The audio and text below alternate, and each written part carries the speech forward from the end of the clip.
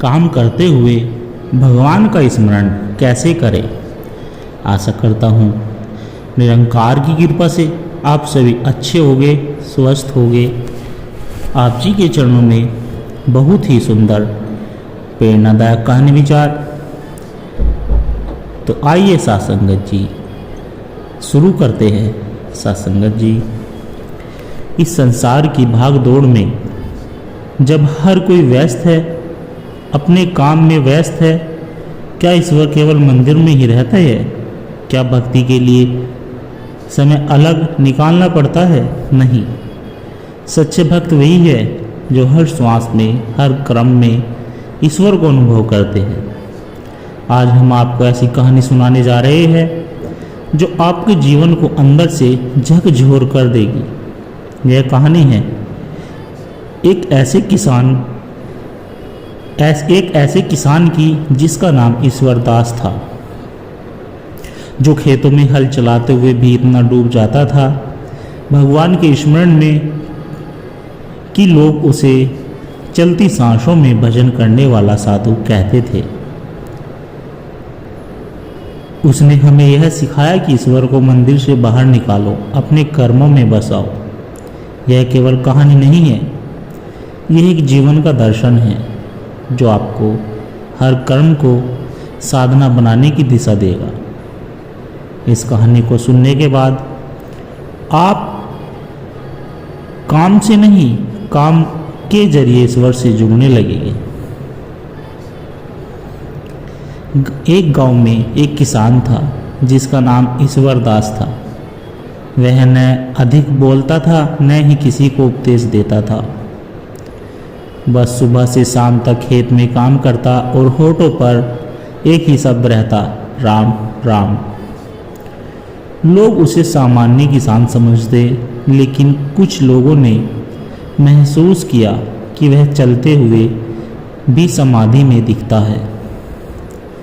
वह अपने काम को पूजा मानता है। एक बार गांव में भयंकर सूखा पड़ा। पुजारी, राजा सब ने यज्ञ किए, उपाय किए, कुछ न हुआ।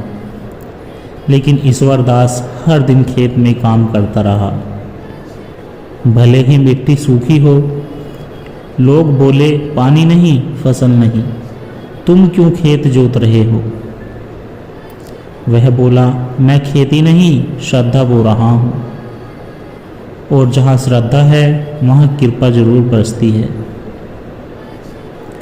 और कुछ ही दिनों में बारिश शुरू हुई और सबसे हरी फसल ईश्वरदास के खेत में हुई। राजा को जब इस किसान की बात का पता चला, वह खुद उस किसान से मिलने के लिए आया और पूछा, क्या तुम साधु हो? ईश्वरदास मुस्कुराया और बोला, नहीं राजन, मैं सिर्फ काम करते हुए भगवान को ध्यान में रखता हूँ। मेरे लिए हल चलाना ध्यान है, बीज बोना प्रार्थना है और फसल काटना प्रसाद है। राजा चौंक गया। उसने कहा, क्या तुम मुझे सिखा सकते हो? ईश्वरदास बोला, हाँ, पर शर्त है, 7 दिन बिना सिंहासन, बिना मंत्र, बस एक ही किसान की तरह खेत में काम करो। पर एक शर्त और है, तुम्हारा मन भगवान में ही टिका रहना चाहिए। राजा ने शर्त मानी। उसने खेत में हल चलाया, बीज बोए, पर मन बार बार राज्य दरबार और परेशानियों में चला जाता। राजा ने हार मान ली। मैं हार गया, मन स्थिर नहीं होता। ईश्वरदास बोला, राजन, यही तो सबसे बड़ी शिक्षा है। काम में व्यस्त रहो, पर मन को प्रभु में बसाओ। इसके लिए अभ्यास चाहिए, विनम्रता चाहिए और अहंकार से मुक्ति। धीरे धीरे राजा सीखने लगा।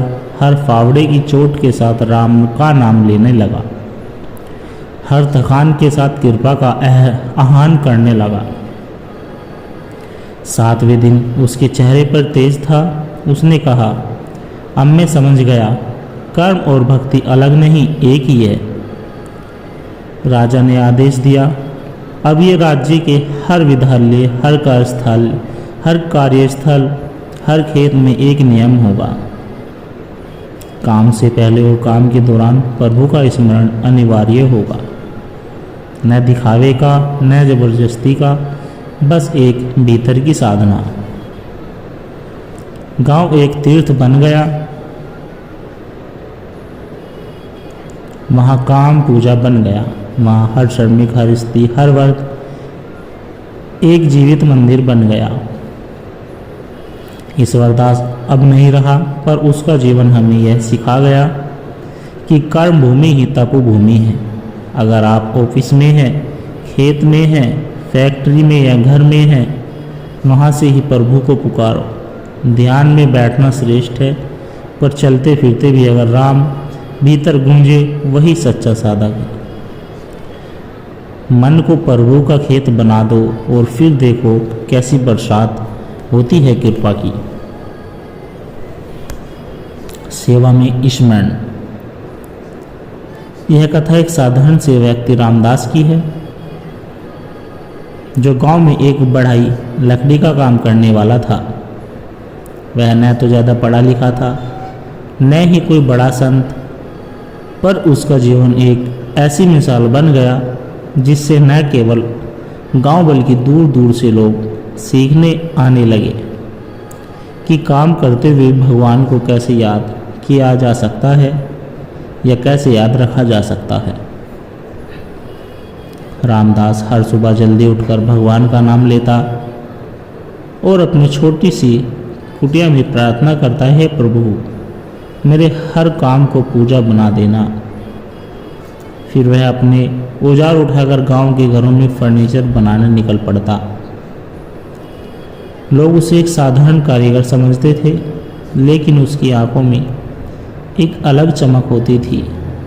वह लकड़ी पर हथौड़ा मारते हुए राम राम कहता। लोग चौंकते, तुम काम करते हुए भगवान का नाम कैसे ले लेते हो? वह मुस्कुराकर कहता, मैं भगवान को काम के जरिए याद करता हूँ, सेवा के रूप में। एक दिन गांव में एक वृद्ध साधु आए। उन्होंने रामदास को काम करते हुए देखा। उसकी लगन, शांत चेहरा और लगातार स्मरण।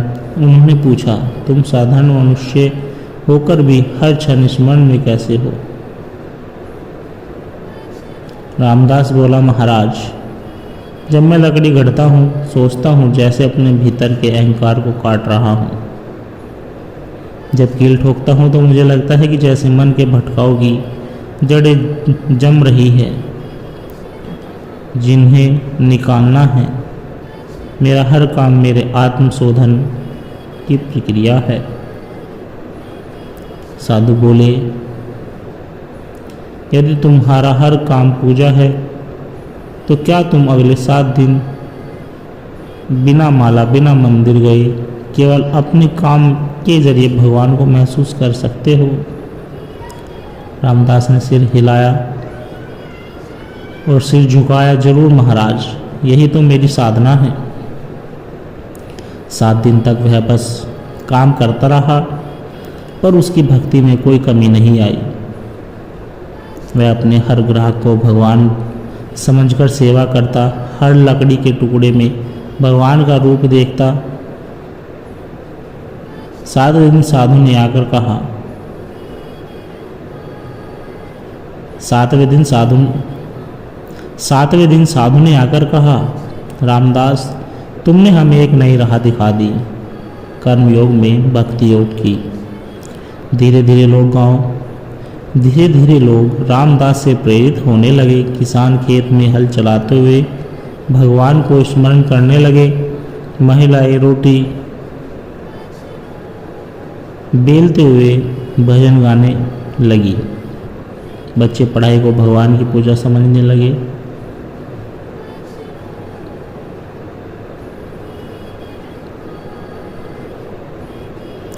गांव अब एक सत्संग स्थल बन चुका था, जहां कोई प्रवचन नहीं होता था, बस हर कोई अपने काम को साधना बना चुका था।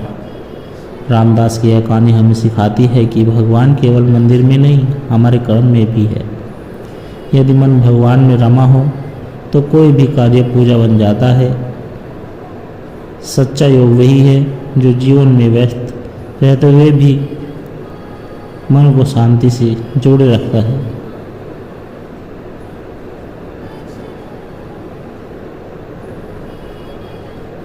अंत में रामदास के शब्द थे, यदि तुम झाड़ू भी लगा रहे हो और मन में भगवान है तो वह झाड़ू नहीं गंगा जल है। अगर खेत में हल चला रहे हो और नाम स्मरण कर रहे हो तो वह धरती नहीं ईश्वर का आंगन है। और अगर तुम अपने परिवार की सेवा कर रहे हो तो समझो प्रभु की सेवा कर रहे हो। सत्संगत जी, आत्मा की पुकार। कभी आपने सोचा है कि हम कौन हैं? यह शरीर, यह नाम, यह कुछ और। कभी ऐसा लगता है कि बाहर सब कुछ है, पैसा, रिश्ता, सम्मान, फिर भी अंदर एक खालीपन सा है।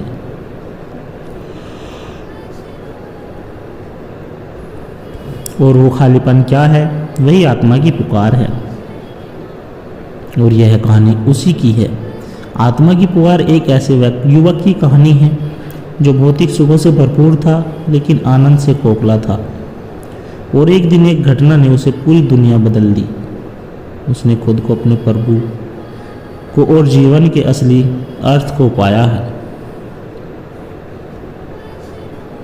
अरिहंत नाम का एक युवक एक बड़े शहर में रहता था। उसके पास सब कुछ था, बड़ा घर, शानदार कार, ऊंची नौकरी। मगर जब वह रात को अकेला होता तो एक गहरी उदासी में घेर लेती। वह सोचता, क्या यही जीवन है? सुबह से शाम दौड़ना, पैसे कमाना और फिर चैन ना मिलना। एक दिन अरिहंत छुट्टियों पर पहाड़ों की ओर गया। वहाँ उसे एक वृद्ध सन्यासी मिले, शांत, सरल, पर आंखों में अद्भुत चमक। सन्यासी बोले, बेटा, तुम्हारे भीतर जो बेचैनी है वह आत्मा की पुकार है। वह चाहती है कि तुम उसे पहचानो। क्या तुम तैयार हो उसकी यात्रा पर चलने के लिए? अरिहंत ने पहली बार जीवन में कहा हाँ। साधु ने उसे 3 मार्ग बताए। मौन साधना, दिन में कुछ समय सिर्फ अपने मन को देखो। सेवा, बिना अपेक्षा के किसी की मदद करो। सत्संग और शास्त्र, ज्ञान का दीपक जलाओ। अरिहंत ने इन तीनों मार्गों पर चलना शुरू किया। पहले कुछ दिन कठिन लगे लेकिन धीरे धीरे उसे अंदर शांति मिलने लगी। एक दिन ध्यान में उसे लगा कि जैसे उसके भीतर कोई बोल रहा है, मैं तुझसे अलग नहीं, मैं तेरा ही रूप हूँ। तू मुझे बाहर खोजता रहा और मैं तुझे भीतर से बुलाता रहा। अरिहंत की आंखों से आंसू बहने लगे। उसने पूछा, उसने पाया ईश्वर बाहर नहीं, उसकी आत्मा में ही विराजमान है।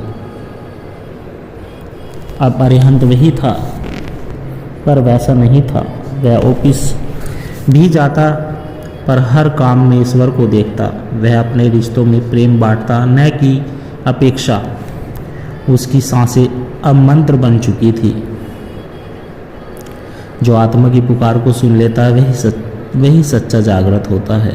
ईश्वर को मंदिरों में मत खोजो, अपने अंदर में झांको। जहाँ मौन है वहीं बोलते हैं, जहाँ सेवा है वहीं वह मिलते हैं, जहाँ प्रेम है वहीं वह रहते हैं।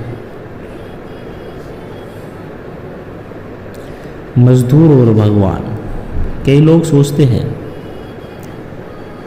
कि भगवान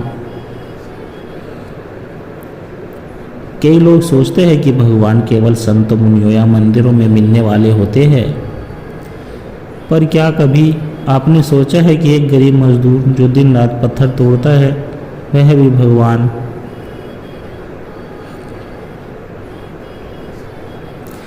भगवान का उतना ही प्यारा हो सकता है। आज की यह कथा एक साधारण मजदूर भोलाराम की है जो अनपढ़ था, गरीब था, लेकिन उसके पास था सच्चा प्रेम, श्रम में भक्ति और भगवान को पाने की तीव्र प्यास। यह कहानी हम सबको सिखाएगी, अगर मन में भक्ति है तो पसीने में भी प्रभु मिलते हैं। यह केवल कहानी नहीं, एक जीता जागता साधना पथ है। गांव का भोलाराम एक गरीब पत्थर तोड़ने वाला मजदूर था। हर सुबह सूरज से पहले उठता, झोला उठाता और काम पर निकल जाता। दिन भर वह चट्टानों पर हथौड़ा चलाता और हर चोट के साथ कहता, जय श्री राम।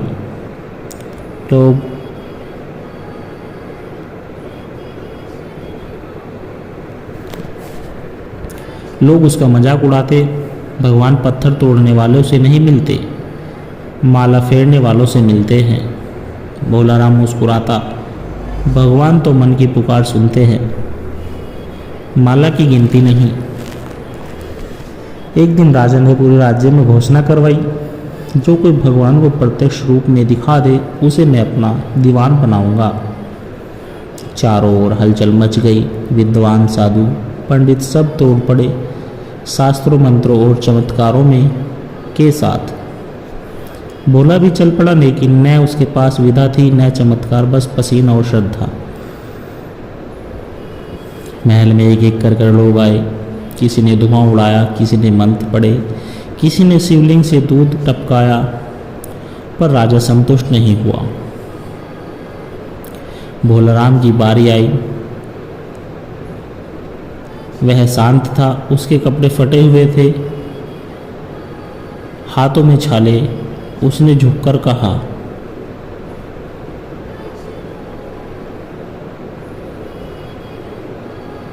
महाराज, मैं भगवान को रोज देखता हूँ। जब मैं पत्थर पर हथौड़ा चलाता हूँ और मेरी सांसें राम राम कहती है, तभी वह मेरे सामने होते हैं। राजा हंस पड़ा, इतनी बड़ी बात, कोई प्रमाण? भोलाराम ने कहा, प्रमाण चाहिए, आइए मेरे साथ, काम की जगह पर चलिए। राजा भोलाराम के साथ एक पुराने पहाड़ पर पहुंचा। वहां भोलाराम ने जैसे ही हथौड़ा उठाया और राम कहा, उस चट्टान से जल की धारा बहने लगी। चारों रोशनी फैल गई और एक दिव्य आकृति प्रकट हुई, भगवान राम स्वयं। उन्होंने कहा, राजन, यह एक मेरा सच्चा भक्त है, इसने मुझसे कुछ नहीं मांगा, बस श्रम में मुझे पाया है। राजा नतमस्तक हो गया। उसने भोलाराम को दीवान तो नहीं बनाया, पर सारा जीवन उसे राजगुरु मानकर मार्गदर्शन लिया। गांव में क्रांति आ गई। अब लोग मंदिर में नहीं, अपने काम में भी भगवान को देखने लगे। दर्जी, किसान, लोहार सब अपने श्रम को साधना मानने लगे। भोलाराम अब सारा समय ही एक ही बात सिखाता कि काम में कर्म योग है और मन में राम, बस वही सच्चा जीवन है। भगवान कहीं दूर नहीं है, वह उस हर इंसान में बसते हैं जो ईमानदारी से अपना काम करता है, जिसकी सांसों में नाम है और वो उस दिल में प्रेम। भोलाराम की कहानी हमें सिखाती है कि अगर नियत साफ हो तो भगवान मजदूर के हथौड़े में भी प्रकट हो सकते हैं। सत्संगत जी दास के द्वारा कहे गए प्रेरणादायक कहानी विचार यदि आप जी को अच्छे लगे हो तो वीडियो को लाइक करें, कमेंट करें, शेयर करें और कमेंट बॉक्स में धन निरंकार जी जरूर लिखें और दास को आशीर्वाद दे कि हर रोज आप जी के चरणों में ऐसी एक प्रेरणादायक कहानी विचार, आध्यात्मिक कहानी विचार लेकर आता रहूं। सत्संगत जी प्यार से कहना, धन निरंकार जी।